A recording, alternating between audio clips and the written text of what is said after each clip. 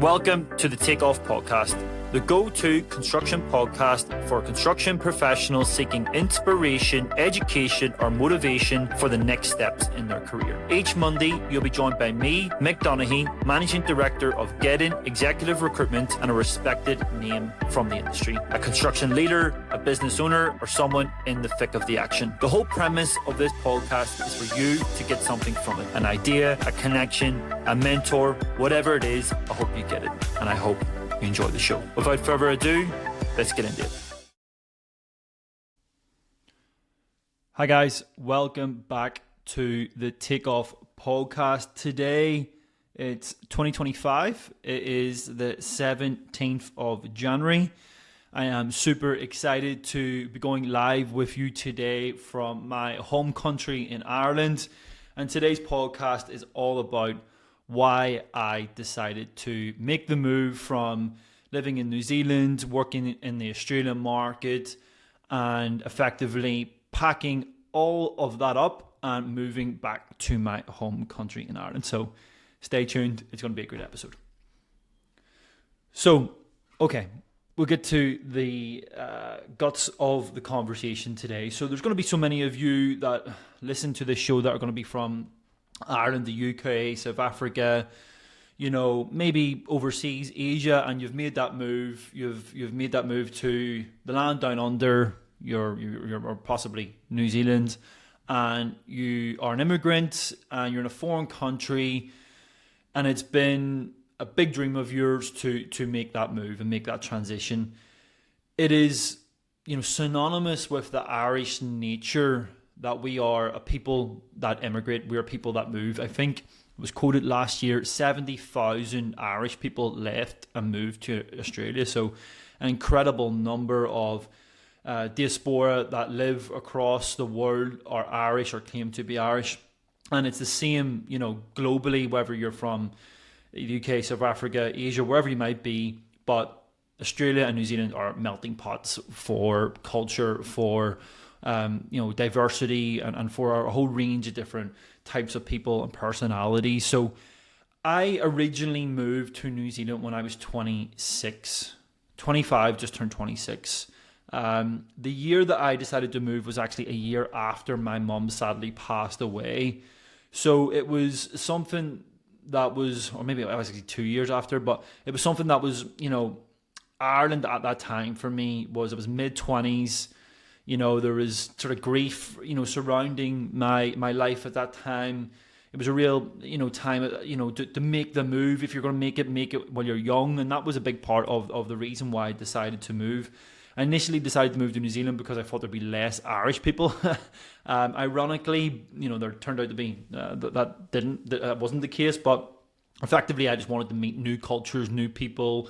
You know, I wanted to immerse myself into finding out about more, you know, personalities and different cultural mechanisms. And to be honest, it was the best experience of my entire life. I wouldn't have done it any other way. To be honest, I wish I had have done it sooner. I wish I had have, you know, 21, 22 made that move straight away, because being overseas in your 20s is honestly the most exciting thing that I believe you'll ever do in your life. You typically won't have children, you won't have maybe deep-rooted relationships, or you might not be in a relationship. You know, you have that real freedom to do whatever you want at the drop of a hat, meet people, say yes to things that you wouldn't normally say yes to. And it is so unbelievably uplifting and freeing. And I can remember those 2-3 years when I initially arrived in New Zealand. It was honestly the best moment of my life. It was absolutely amazing. The people that I met, the work that I was doing, the business I was working with, you know, the clients I was working with at the time, what I was learning from a career perspective, but then what I was, you know, who I was meeting outside of that, everything was just, you know, those 2-3 years were just unbelievable, and I'm so glad that I did it. And to be honest, when I initially moved to Brisbane in 2019, you know, at that time, things were so much harder. You know, it was before COVID, 6 months before COVID. and I was setting up a business, and I didn't know anyone, so I was really gunning for it and building things, and COVID comes around, and there's a whole range of things that everyone went through at that time that was a bit of a domino effect to all the decisions that I've made it then subsequently afterwards. But it gets to a point where, in your 20s, I think it's the best place to live in the world, or one of the best places to live in the world, and I couldn't agree anymore. Go and do it. Amazing, amazing experience. You'll never regret it. Even, if you leave and come back after 2 years, you genuinely won't regret living there. But once you get into, your early 30s, I'm 33 now, there is a massive, I guess, systematic thinking and methodology and constant,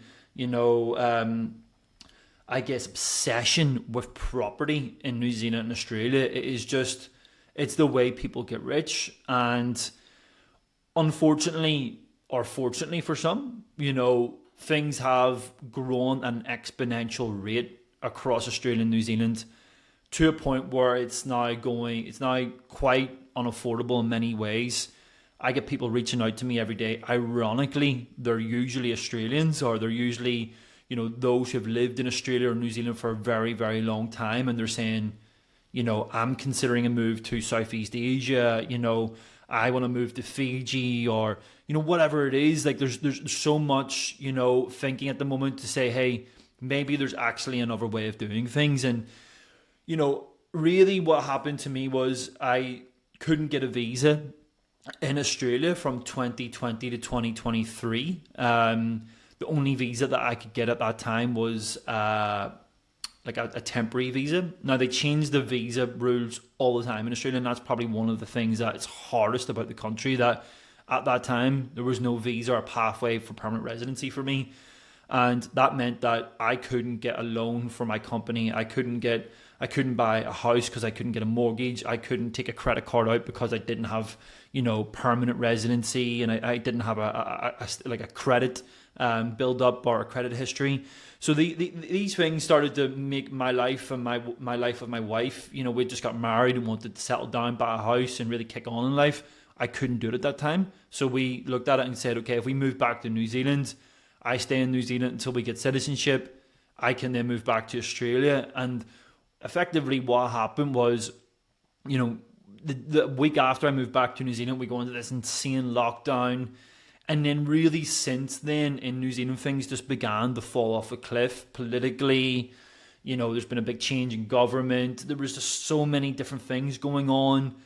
And it became somewhat of a, is this really worth it? The average house price in Auckland is very similar to what you would pay, say, in Sydney. So an average house price is 1.2 million. And I think that's probably what you're paying in Sydney. Now, obviously, there's a difference in dollars. So across the board, when I arrived in Brisbane in 2019, I think the average median house price was $550. It's now like $950. Okay, so you're talking like exponential growth that's just insanely out of sync with salary growth. And you really start to have to look at these things and go, okay, these are real things that are, in your 30s, you're thinking about starting a business, getting married, having a family, looking at the long-term future. And I'm 33 now, and it's been something that's on my mind for a long time. And I've been thinking, okay, so does this stack up? Now, that's the thing that I'm going to get into. It's going to be the basis of this conversation, is the financial aspect of settling down in Australia or New Zealand. Now, I truly believe when you're in your 20s, there's not a better place to live. But when you're looking at, okay, we're going to live here forever, you really need to it really needs to match in with all of your values. Now, I mentioned earlier in the podcast that my mom sadly passed away in 2014. And at that time, my father was effectively on his own. I have other siblings, but they don't live in the same country, and as his son, that during those COVID years, they do become quite difficult. You do get that, Jesus, like, I don't have full control here. The government has more control in terms of Australia wouldn't let you fly in or fly out for nearly 2 years, and when you get that freedom taken away from you, you really have to start questioning things. And ultimately, I understand that during COVID, everyone made sacrifices. I had relatives passed away. My grandmother passed away. I had to watch her,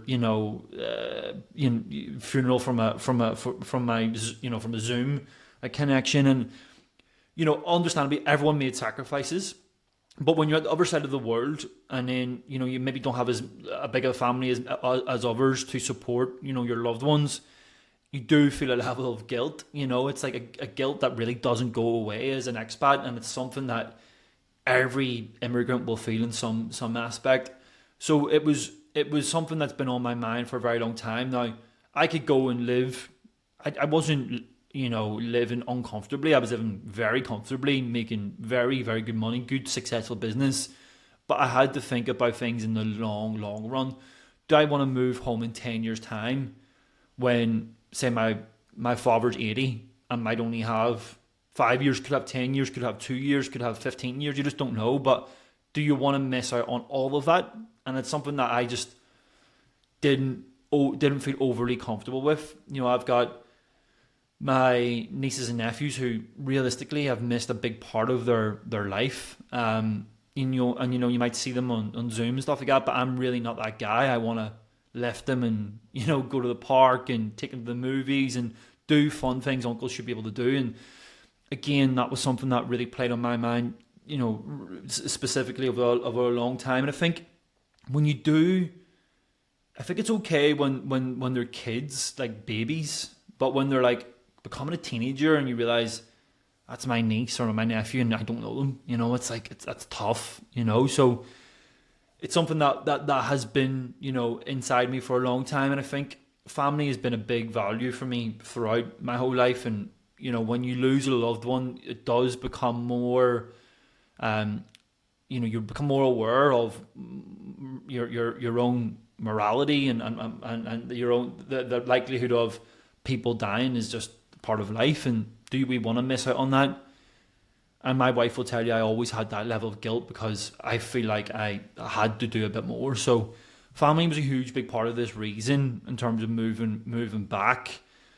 But I would say equally another part of it was financial freedom. So I have a value of being financially free. Now, I talked earlier about Australia and New Zealand's obsession with property, and it is obsessive. Every conversation that you'll have at the bar, coffee shop, on the news, everywhere you go, whether it's the gym, whether it's Sunday mass, people talk about property. You get a deal here, sell this, do this, do this. Everyone's obsessed with it. And you look at what the property increase over the years in Australia as a whole, it's exponential. You used to have TV shows here in Ireland and the UK where it was, grab a bargain, move to Brisbane, grab a bargain, move to Adelaide, it's get yourself, 10 acres and a swimming pool and, a beautiful house for 400 grand, and that was the dream for everyone. But when we actually started to weigh things up, now we're looking at going, living in Brisbane, living in Sydney, living in Melbourne, it's like living in London or living in Dublin or living in Paris. It's got the same level of affordability in many cases. Now, of course, you can be an hour outside the city, then you're paying tolls, then you're paying for your parking. All of these things add up like any big city. So financial freedom's been a massive thing for me.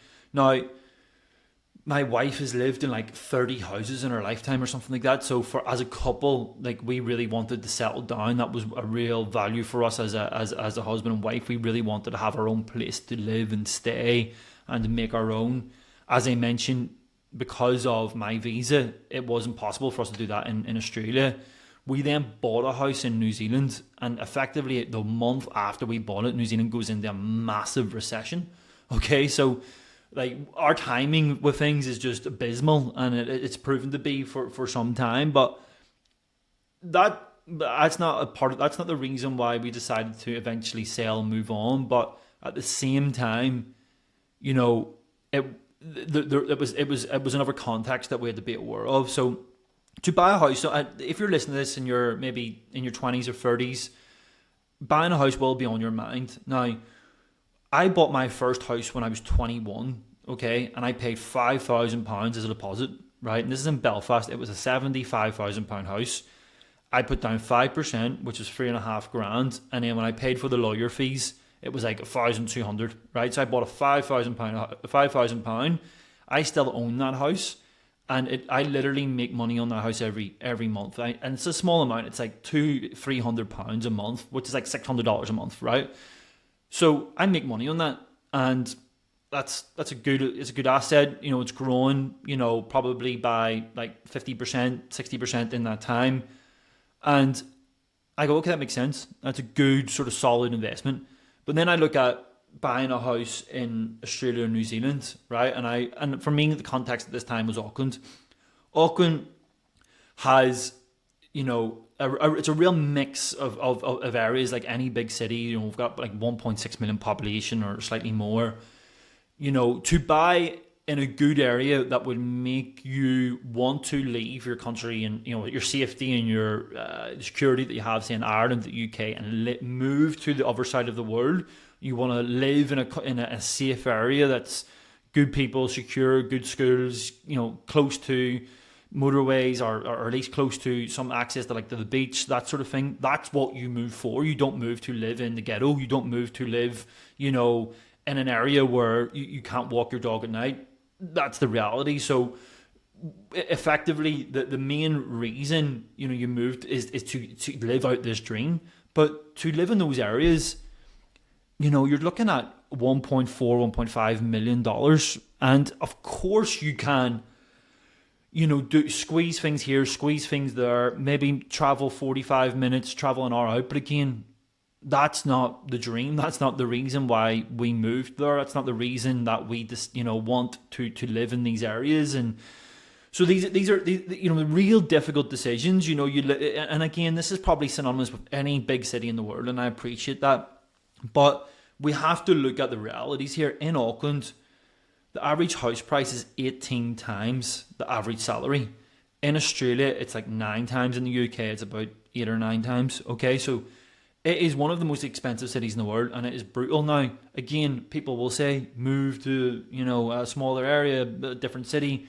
But for what I wanted to do at the time, for, you know, building a recruitment company, you want access to talent, you want access to, you know, international airports. All of these things is you know, is important again. So there's not just, you know, one way to look at this, and it's a bit simple and black and white. So it was difficult. Now, I've always been quite prudent about buying something in terms of affordability. I bought something that ended up being 900,000, okay, which ended up being the right thing to do, because when we sold it, we made money, and every bloody house that was in the market at the time was losing money. So in terms of you do get into this real rat race with housing, and it's brutal. Like, if you look on the news, say like the 10 News or Channel 8 in Australia, or the NZ Herald in New Zealand, and you start looking, you will find articles about housing on the first page with every single, people are obsessed with it, and it gets clicks, and it's like clickbait. And you'll look at the rental crisis. You'll have 50 people in a queue to get a rental. I remember I tried to rent a house in Brisbane, and it was just something a little bit bigger because we were literally losing our minds in COVID. And we offered to pay something like $100 more per week, and we still got rejected. And we don't have kids, you know. So it's like, what are people looking for? So there's real, genuine like chaos and real feel of like you're constantly rushing to get on the property market. But when I look at it really objectively, if you're buying a house at the average rate of 1.2 million, you in that lifetime you pay back 2.35 million in terms of a mortgage. Now, what you actually end up putting down on a $1.2 million house is 240 grand, right? Now, if you're in the UK or Ireland, that's about 120 to 150,000 pounds or euros, right? Now, as I said, I bought a house, my very first house, for 70 grand. Now, I can live comfortably, I could nearly buy a house completely outright in a really decent neighbourhood in the area that I was born, okay? Now, I live in Belfast, and it is not like, it's not the trendiest place in the world. You know, it's got we were at civil war for 30 years, so it's like it's got still a lot of the remnants of that, but it's an area that is definitely on the way up. You walk around. I was walking around an area here in Botanic, earlier today, and you have people from all over the world, India, China, Somalia, people from England, America, students, it's a real hot pot of different nationalities as well. So you look at, now I'm not 100% sure on the average house price in Belfast, because I actually haven't looked at that for this podcast, but I'll tell you for like what I would look to buy. So the house I'm in today is my family home. I could probably buy this outright for the equivalent of like, say 250 grand. Okay, now that's 500,000 Australian, right? Now, if you look at what we talked about there in terms of what you're paying off over the lifespan of a mortgage, you're spending 2.35 million. So for literally effectively 20%, I can live without a mortgage. 20% that I literally live with no mortgage. Now, most people really in their lifetime are always sort of trying to pay off their mortgage. Now, I know, financial gurus will be like, Grant Cardone, no money down, get the money off the bank, use the bank's money to grow your asset wealth and all that sort of stuff. But for me, as an individual, I want to own a house that no one else can touch. That's just point blank. This is mine. No one can touch this. This isn't the bank's. This is my own home. And this is just who I am, because then that gives me the confidence to go, right, I can go and build a business. I can go and, take 2 months of a holiday and not worry, and things like this are just exceptionally important for me. And this was a big, big part of the reason I decided, there's actually life on the other side. It's not necessarily, all doom and gloom. And that's something that we, as being someone who's from Ireland, we're in a pretty unique position, because Ireland is a beautiful country. Ireland is has got incredible, places to visit, scenery, the people, the culture, there's a crack, as we call it. Like, it is, and honestly, it's a phenomenal country, but one that we take the piss out of as Irish. We literally go, nah, it's a shithole.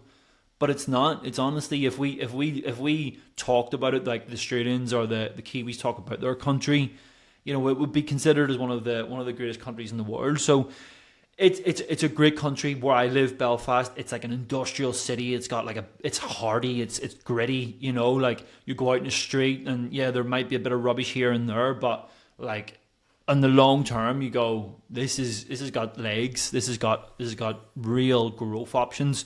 And we're in the north of Ireland. You're in a real unique position, because you're in this really weird place, kind of like Singapore, whereby you're still part of Britain technically, but you're in this European free trade area, which means that we get the best of both worlds. We can be in the European Union trade agreement, but we still have that near security of being backed by the UK and using the pound. So we're in a really unique position to do business, and we really need to ramp that up as a nation. But financial freedom really sets the basis of for me, happiness for the rest of my life.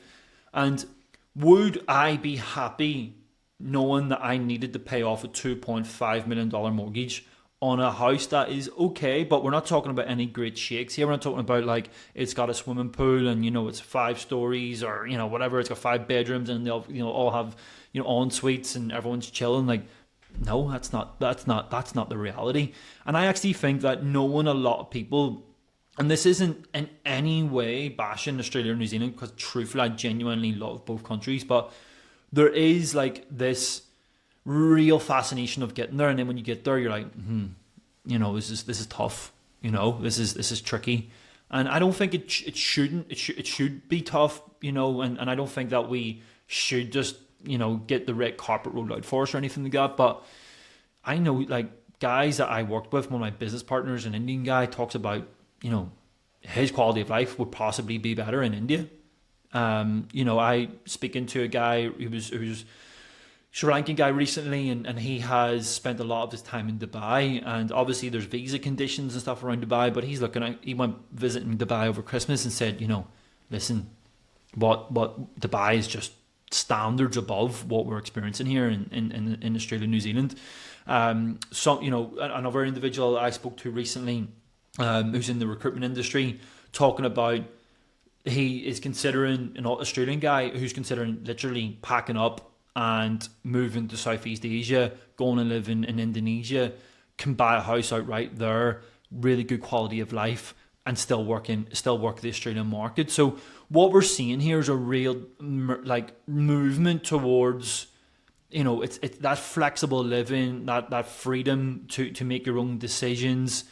All of these things have really come out of off the back of COVID, and being, that's why we're seeing the regional areas of all of these countries, Australia and New Zealand, really booming, because of the flexible work, the hybrid options, all of these things. So I took years to really come up with this decision, and to be honest, right until the last weeks, I was putting my hair out thinking, is this the right thing to do or not?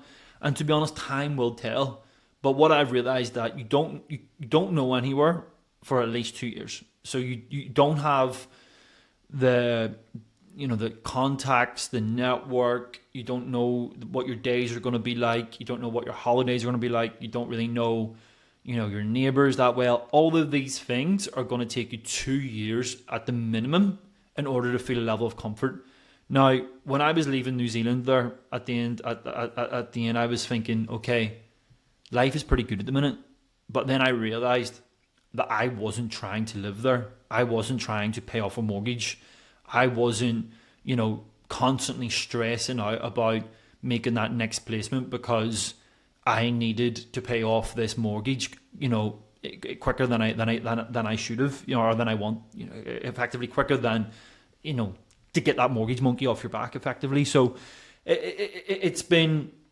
But the reality of saying, okay, that's because I'm not living here. I'm not trying to live here. I'm not trying to live here forever. And that's why it's the greatest place to be in your 20s. It's such a good place to really get out there and experience life, because really you're not overly worried about that. You're just thinking about making good money, moving up in your career, good lifestyle. Some people will be partying, some people will be doing fitness challenges, other people will be, investing in businesses or whatever it might be. But it's an incredible place for that, and it's an incredible place for entrepreneurialism. You're like, they talk about the tall poppy syndrome. Like, truthfully, I don't really think it's that big of a thing in Australia and New Zealand, but they go on about it, if someone's doing well, people want to pull them down. I don't really see that, to be honest. I actually see that people are willing to take risks. It's quite celebrated if you do take risks. It's you're if they see that you're a hard worker, you will get the benefit of that. People will give you a crack at things. Truthfully, I think that Australia and New Zealand is far ahead of like Ireland or the UK in many cases in that respect. But in your 20s, it's an unbelievable place to live. So financial freedom was probably my second biggest thing, because I look at my mum as a case study. She passed away suddenly, brain hemorrhage, 57, and go, okay, she worked 2 jobs her whole life to pay off her mortgage that she never ended up getting paid. She never got to pay off. So I'm like, well, what's the point in doing that when you can literally live, mortgage free, financially free? You can, enjoy life. You're not pressured into making decisions because you have to get into that mortgage trap. And truthfully, it is a trap. It's one of those things that it is. They brand it as a mortgage, but all it is just a loan. You've just got people celebrate getting accepted for a mortgage, when really they've just got accepted for a massive loan that they're going to pay off literally for 35 years. So it's one of those things that, for some people don't mind that lifestyle. People don't mind that level of risk. For me, I just didn't want that risk put on to me at that time. But another aspect of moving to Ireland was you've got access to affordable labour. And what I mean by that is that you've got very strong recruiters in Ireland, and you've got very strong communicators, and you'll find people that have worked their way up from a call center background to being multi-million-dollar billers, or the equivalent of maybe owning an agency, working their way up because they've got that sort of tenacity, they've got that ability to communicate, they've got those negotiation skills. And people really, one thing you'll notice here is that people really take jobs that wouldn't be deemed glamorous, but they take them really seriously. Recently I went into a shoe shop and the guy was selling boots, must have been like 24, 25, and he could tell me everything about the boots he was selling. Like, he was so in love with his product, and other times you might go into like a coffee shop and the person might be working as a barista, but genuinely happy to be doing it, and it's not like everyone's like that or anything, but there is a level of pride in people's work, because here it's not all about property. What you'll find is that most people live in one house for 35, 40, 50 years. It isn't the way it is in Australia and New Zealand, where people are changing every 3 or 4 years because they're looking at moving up. It's all about keeping up with the Joneses. It's all about what you've got in your backyard, what car you're driving, how flashy you are. That is a big thing that I always struggle with. But access to affordable labour, great labour in Ireland, and that's the same. That's why you go to Australia and half the friggin' the market is Australia or is Irish and English recruiters, because we're good at telling the story. That's what we do. The other thing was, at that time I'd been in Australia and New Zealand for 9 years in total, and I haven't like been everywhere, done everything in any case at all. But you start to realize when you're that far away about all the benefits of Europe, like the proximity you have to Europe. You can literally get a flight from Belfast to Paris in an hour and 25 minutes. You can get to London in 50 minutes. I recently was in Edinburgh. Edinburgh was 30 minutes. I was in Malaga over New Year's, and that's the south of Spain. So that's basically the tip of Africa, and that was 3 hours. Now it would have took me 3 hours to get from Auckland to Brisbane, or maybe even 3.5. So I can get to Italy, France, Spain, Greece, Portugal, Malta, Croatia, any of these countries within like 3 hours. So you start to think about the history and the culture and the different languages, and what you maybe sort of didn't regard as being something of value in your 20s because you're so focused on different things like partying and chasing girls and all that sort of stuff that I was into at the time. We literally live on the cusp of some of the most incredible cultures in the world. I've always enjoyed trying to speak Spanish. It's not something that I'm particularly good at. But over the time I was in Spain, I was in Spain for 6 days. It was amazing because I was just asking questions and going to visit little small towns, where literally people are out in the streets and they're 70 and 80 years old and they're just sitting together on benches, little old grandmas and grandfathers, and they're literally sitting there and they're having a glass of wine and they're talking, and you're looking at it and going, that's life. Life isn't a massive mortgage and literally struggling to pay it off your whole life. We look at the divorce rates in the Western world. It's like 50% of people get married, get divorced in a couple of years.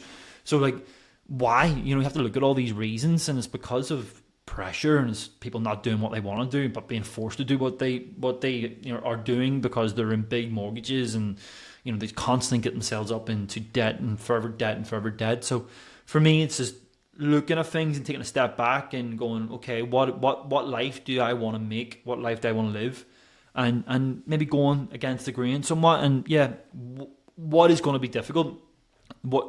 Having to effectively re-establish myself from a work point of view.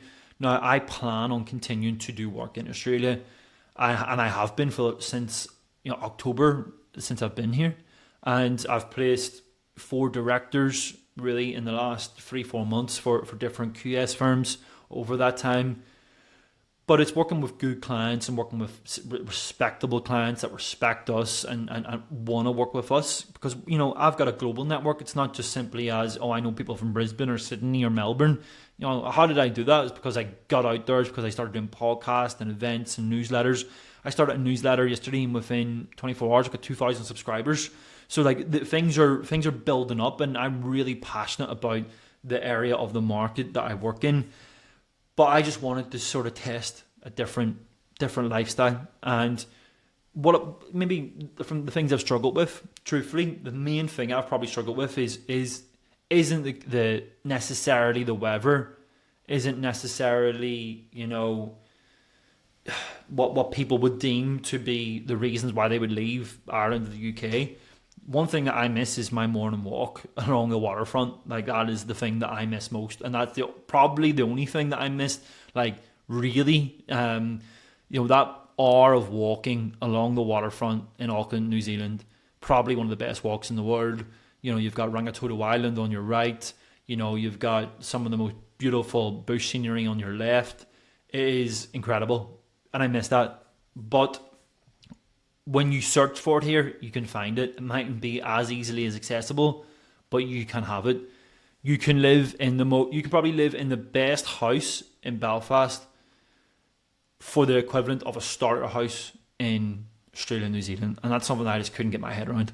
So, whilst it could be deemed as silly, risky, you've left a lot of money on the table, all of this sort of thing. For me, it was just the right thing to do for me at this time.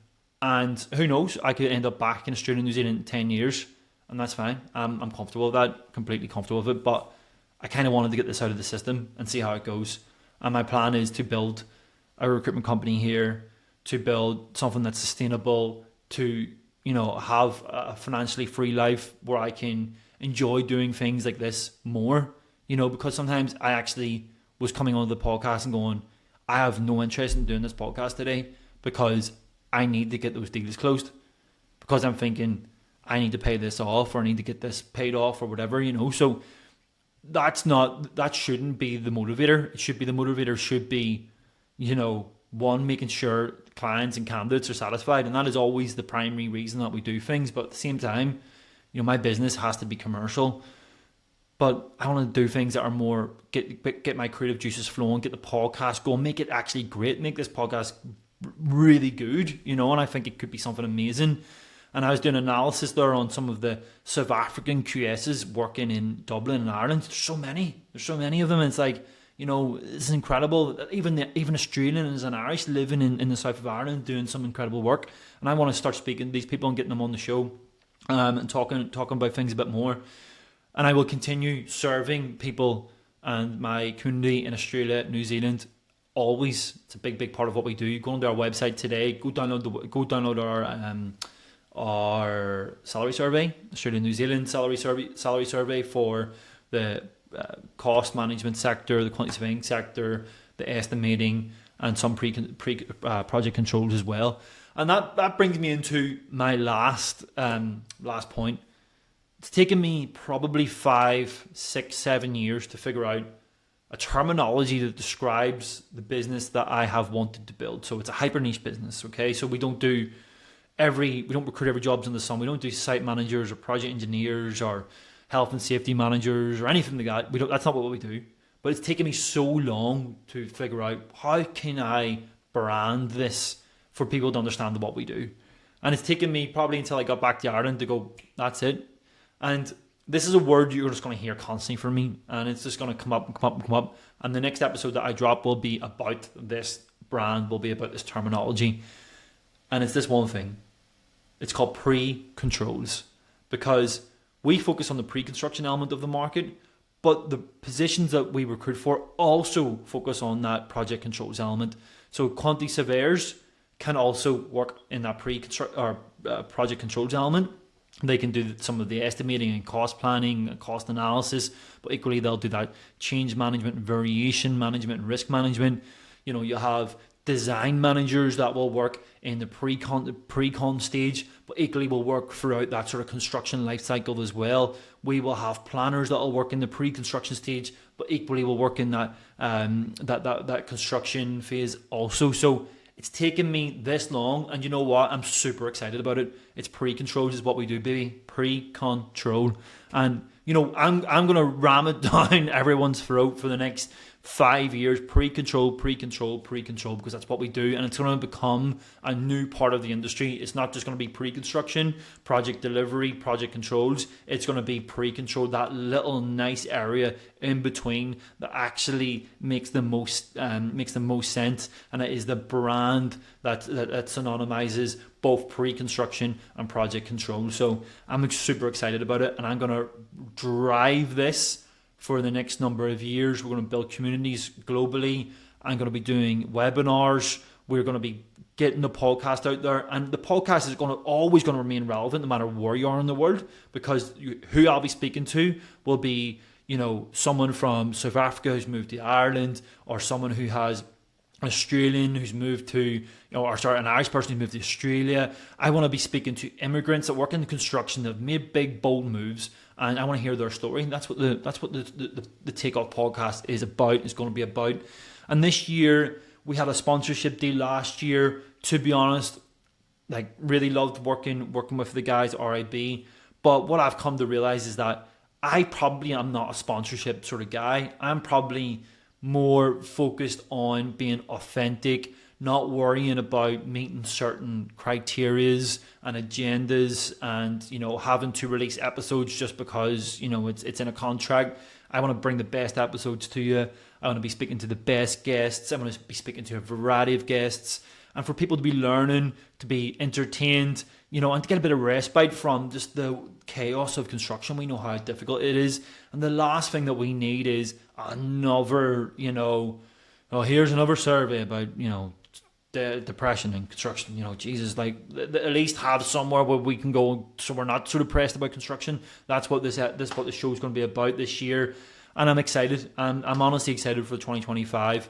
It's going to be a big blank slate for us, and it's going to mean that we're working hard again. And for me, I'm really looking forward to it. So if you're out there and you've been maybe thinking about things like this yourself, you haven't been sure, you're a bit unsettled, reach out to me. Let's talk. Let's maybe get this as a podcast topic. I don't think the world is based around geography anymore. I think it's about connections and internet connection. I think it's about the willingness to understand problems, to solve problems. And yeah, I think we're in a modern world, and I think this is probably the most exciting time to be alive. So guys, thank you for bearing with me throughout this podcast. And if you're in my network and you're in Australia, New Zealand, keep tuning in. This is just going to be as relevant as it was a year ago, probably even better, more relevant, because it's going to get even more and more ramped up. So I'm super excited, guys. And yeah, happy 2025. Let's get into it. Before you go today, guys, I'm just going to ask you to do one thing. Can you please go to Apple right now or Spotify right now and just give us those 5 stars? Hit that 5-star button. It makes such a difference you wouldn't believe. The whole idea of this show is to inspire, educate, and motivate our listeners. And we only do that if we're getting the best guests. The best guests want to see data. They want to see information. They want to see how many listeners that we get. And so all of this stuff is really, really important. So if you can just literally go and do that today, if you enjoy the show, just go and hit that 5-star button. It makes such a difference. I hope you've enjoyed the show. We're going to continue to push this out there every Monday. So if you can, hit that 5-star button. And if you can't, even share it with a friend. Go on to WhatsApp, flick it on to your crew. Guys, thank you so much for listening. On to next week.